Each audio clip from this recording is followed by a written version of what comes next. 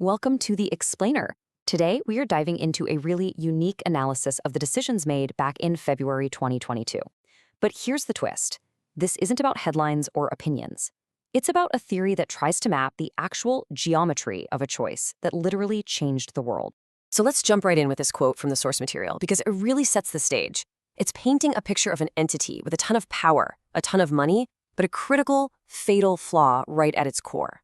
The theory we're exploring calls this the poo structure, and it argues that, deep down, it's always just one step away from falling apart. Okay, so to really get what that quote means, we first need to see how the theory sets up a contrast, right? It puts this structure up against a completely different kind of system, one that's way more stable, but also, well, you'll see.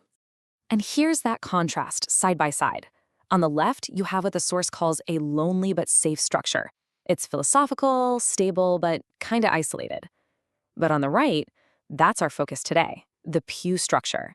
It's a high-octane system, totally focused on material gain and getting things done. It's full of energy, for sure, but as the theory claims, it's also incredibly dangerous. So to really decode this profile, we have to understand the building blocks of the theory itself. It's all based on 4 core axes. Think of them like the X, Y, and Z coordinates that map out the shape and drive of the entire structure. First up, we have the wealth axis. This one's pretty straightforward, right? It's money, resources, all the physical stuff you can touch and measure. And for the structure we're talking about, the theory says this is number one. This is the main engine. Next is the intellect axis. Now, this isn't just about being smart in a general sense. It's the how-to. It's the tech, the strategy, the pure skill of execution that you use to go out and get that wealth. It's the machine that makes the plan a reality. Then there's the power axis. This is all about control. It's the ability to make and enforce rules, whether that's through bureaucracy or military might. It's the tool you use to leverage everything else and make sure people stay in line with the plan. And finally, we get to the spirit axis. This is the why. Why are you doing any of this? It's the ideology, the core beliefs, the cultural soul of an entity. And according to the source material, this is where the fatal weakness is hiding. And this is where that whole geometry idea becomes absolutely critical. The theory calculates the angle between the structure's drive for wealth and its guiding spirit. And the number it comes up with is 174 degrees. Now, according to this analysis, that's not just a data point. It's a diagnosis, a fatal one. I mean, think about it. An angle of 174 degrees is almost a perfectly straight line, right? Almost 180. The theory argues this represents a direct head-on collision. It means that for this structure, the goal of getting wealthier and the goal of developing a spirit are in total opposition. To chase one, you have to actively destroy the other. It's a structural zero-sum game. Okay, so let's fast forward. How did this built-in structural conflict actually show up in the real world? Let's look at the data from a very, very specific and critical moment in time, February of 2022. Wow, okay, this chart right here is what the source basically calls the smoking gun. In late February 2022, look at the perceived risks to power and spirit. They're incredibly low, practically nothing. But then you see the wealth risk. It has absolutely exploded. It's soaring past a number the theory calls an irreversible, destructive threshold. The financial alarms are screaming, but it seems like no one is listening. And here's the thing. This wasn't some sudden shock. The data shows this was a crisis building day by day throughout the entire month. The financial risk was already at a dangerous level at the start of February. It crossed that point of no return mid-month, and then it just kept climbing. The foundation was crumbling in real time. So let's just pause and take stock.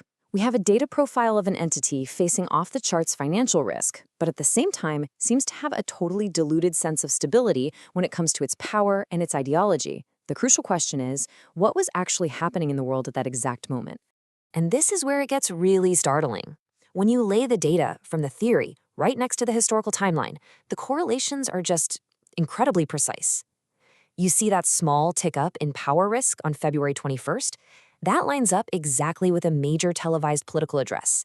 And that catastrophic peak in wealth risk, it aligns perfectly with the launch of the special military operation and the immediate financial shock of global sanctions.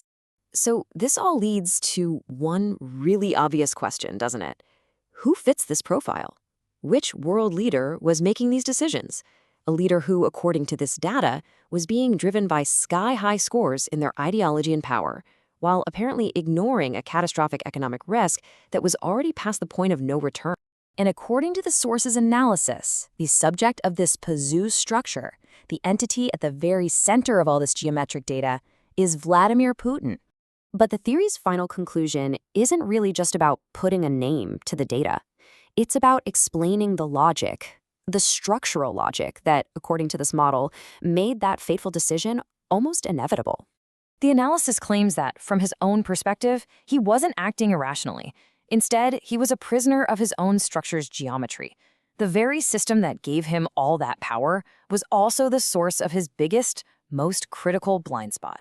So here's how that blind spot was created, according to the theory. The metrics he cared about most, power and spirit, were scoring incredibly high, over 90 points. This created an illusion of total invincibility. And that illusion completely papered over the fatal geometry we saw earlier, that his ideological goals were on a direct collision course with his country's financial stability. His intellect, his how-to, just became a tool to execute the plan more efficiently, not to step back and question if the plan itself was a disaster. And this whole thing leaves us with a pretty provocative final thought. This analysis suggests that huge world events might not just be the product of a leader's personality or their will. They could be the result of an invisible structural geometry that dictates their choices. And if that's even partially true, it makes you wonder, what does it take for any leader to see beyond the confines of their own structure?